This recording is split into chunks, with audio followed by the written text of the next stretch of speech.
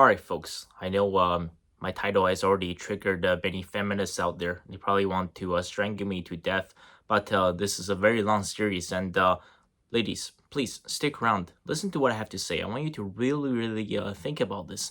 Think about feminism from the men's perspective. And I want to bring up extremely important stats. Do you know that this is going to happen very soon? In another 10-15 years' time, over 50% of women in the West will be single, childless, and never be married. Over 50%. As a matter of fact, as I'm making this video right now in 2023, it's already over 30%. I want you to think about this. There was a time, let's say back in 1970, right? If a man was willing to work hard, he wants to build his career, work 60, 70, 80 hours a week. He could find a traditional woman, right? First of all, to start with. Also, he could afford to buy a home. He could have his own car. He could also have a family van. He could afford to go on vacation a couple times a year. He could have his retirement savings set up. He could have extra money set up for his children's college education. And he could have his house paid off. He could have all his student loans paid off, all his credit card, line of credit, everything paid off, zero debt before he turns 40. This is all on one income. So what happened? What if I told you that feminism happened? Okay, before you get triggered, really think about this. Let's say back in 1970, let's look at the city of Ottawa, right? Number one employer, city of Ottawa, the federal government, currently employs 155,000 workers. Let's just round it up. Let's say 160,000. I would say roughly, because right now almost every single workplace in Canada has workplace quotas. But here's the thing, 77% of public school educators are women. They never have a quota for men. So whenever the gender balance is heavily tilted towards women, they never have a quota for men. For example, I'm sure you've seen all over the news that there's a huge shortage of nurses, and many nurses are quitting en masses. So why don't we have a quota for men? Why don't we try to bring in more men into the nursing program and put them into the workplace? I'm not saying the men are better, but perhaps this could even things out. This could make the workplace environment slightly better versus having over 90% of the nurses being women. And we never talk about this. There's never workplace quotas for garbage collectors. There's never workplace quotas for women for bricklayers. There's never workplace quotas for women for the coal mines. So right now, I would say 160,000 federal government jobs, right? And these are the ones that pay good money. You have vacation, you have benefits, you have your retirements, everything, pensions, everything set up, right? So right now, roughly, I would say 80,000% of these jobs are occupied by women. But if you go back 50 years ago, almost all of these jobs were occupied by men. And what happens is back then, and if somebody was working for the federal government in the capital, that wage was enough to feed a family.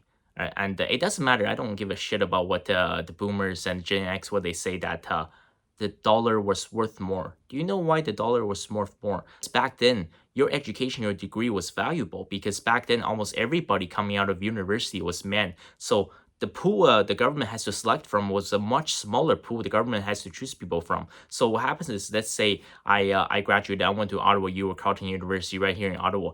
After I graduated, right, I get a degree from in a Bachelor of Commerce with a concentration in accounting. I want to be accountant. The government, and I could demand my salary if I want a government job because the number of choices they have is limited. I can say, you know what, back then I want the equivalent in today's money of $200,000 a year. They will have to pay me $200,000 a year. And now the thing is, when you double the pool of people graduating from universities, you double the number of applicants, and the number of top tier jobs, they have not changed, right? And so what happens is it's becoming extremely difficult, much harder versus 60 years ago to find a job. And I think the level of indoctrination has run so deep. And why sometimes just out of curiosity, just having a conversation, not trying to flirt, right? Not trying to ask anybody out. I asked these girls at universities, third, fourth, some fifth years, some already in graduate programs, in master's programs. I asked, what are you what do you want to do after school? Every woman's thinking, I want to build my career. I got to be a girl boss. I got to get a corporate job. I got to get to 100K, 150K, 200K a year. Almost no one, maybe 5% of the population says, you know what, I think I want to find a good guy. I want to get married. I want to start a family. I want to have children because it is beautiful, because that is the woman's role in our society. None of the women says that. This is why we have a population collapse. And what happens is when you have a population collapse, like I mentioned before, right? Like once the country's population collapses, so does the country's economy. Like I said, because look at what's happening in Japan. They're so desperate to reverse all of this falling birth rates, but it's no longer possible. And you see these restaurants using robots as servers because over 30% of the population in Japan is now over the age of 65. The average age of Japan is 48.4 years old.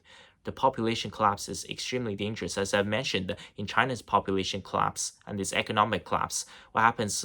You have as many people paying taxes. Look and think about what happens to the country, and this forces the government to go into debt. And what happens is when the government faces a budget deficit, it's forced to print money. And what happens when you print money? It doesn't increase the value of the money. It just makes every single dollar worth less. And what happens is, so printing money leads to inflation, right? Inflation leads to the debt ceiling, and debt ceiling leads to default. This is a very, very vicious cycle, right? And we need to bring back the traditional gender roles for our society to function. The man has to be the breadwinner. And ladies, if you keep pushing feminism, you keep saying a woman, like we have to be successful career woman, you're taking away that man's job and you're becoming that successful man. And you're completely cursed by your own success. And this is what's happening. You have more and more men who are incel, who are struggling to make that really good six-figure salary job. And you have women who are extremely successful, but they're no longer able to find anybody. And what happens is when a country like the West, right, like Canada and US, were bringing massive number of immigrants. Canada is taking over 400,000 immigrants a year. That's one. I think that is either number one or number two highest in the world per capita. Per capita. So what happens is, for example, let's say before a guy could make 150K a year equivalent, adjusted for inflation back in 1970. Now you have twice as many people graduating from universities. The government could afford to pay you less. They say, you know what? Now we're only going to pay you 75K.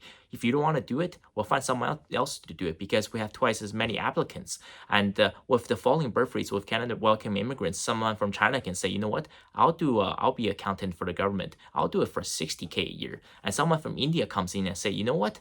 60K? No. I'll do it for 50K a year. And this is the issue. This is why in Canada, there are almost 3 million people getting paid minimum wage now because the value of labor has dropped so much, right? Because what happens is, if you don't want to do it, we'll find someone from Asia to do it. If someone from Asia doesn't want to do it, we'll find someone from Africa. If nobody Africa wants to do it, we'll find someone from South America or the Middle East. So you are no longer valuable. You're just expandable. And the reason why they want to push this, well, there are a lot of reasons. This is going to be a long series. It's very simple. Reason number one is you double the tax bracket. Once you have twice as many people working and you have twice as many people paying taxes. Also, now what happens is when you put all the women into school and into workplace now, you take away the children. The children now, they had to be put into daycare and they had to be put into school and they can easily be indoctrinated. Oh boy, if you think there's no indoctrination going on, I think you're at the wrong place. So to all the parents out there, if you can afford to keep your kids at home, to be homeschooled, listen, keep your kids at home. Universities especially is doing way more harm than good. And this is why we have so many successful women in the West, and same thing in China, in Japan, and South Korea. And what's happened that a lot of these women, you end up becoming a cat mom. And it's just not acceptable for the woman to be the breadwinner in the family. And I know some women out there who say that they're extremely successful. They're making $300,000 a year. To say, you know what, I'm willing to find a man. I'm okay with the fact that the guy has no job or no education, but he's a great guy.